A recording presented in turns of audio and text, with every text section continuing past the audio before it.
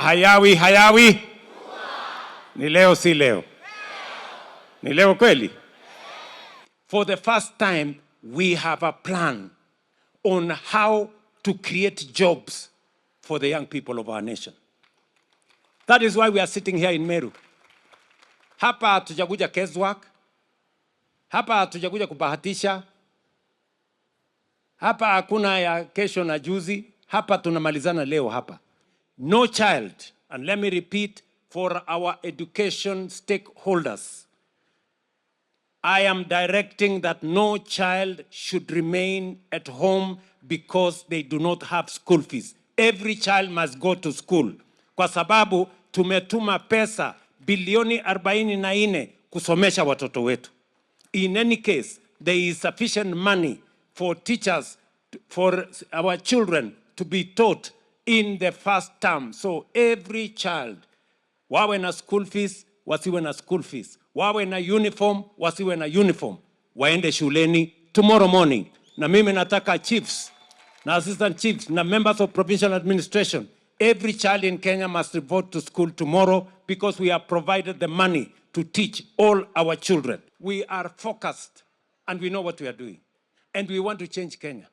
Hawa majamaa wengine mimi sitaki kuwazungumzia, mpango hawana.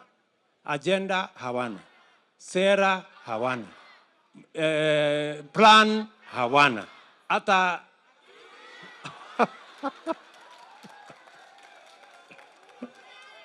hata akili.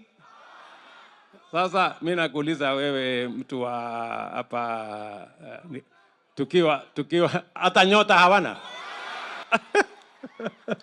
Kenya hii imechelewa kwa sababu ya uongozi. Problem sio wananchi, problem sio vijana, problem sio pesa, problem ni uongozi. That's the problem. Once we sort out leadership, then Kenya is going to be a first world country. And I want to promise you, by God's grace, nchi hii tutaibadilisha.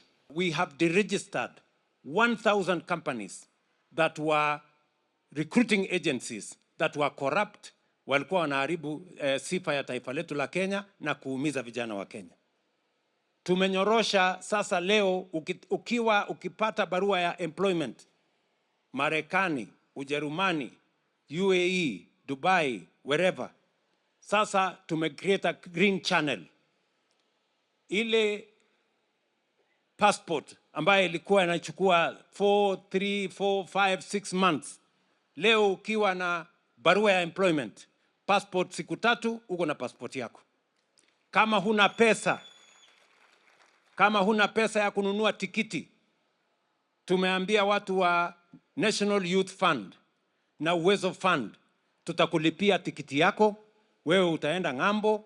Kama tikiti ni 150,000, within 6 months utakuwa umetulipa pesa yetu, ndio tulipie the next beneficiary.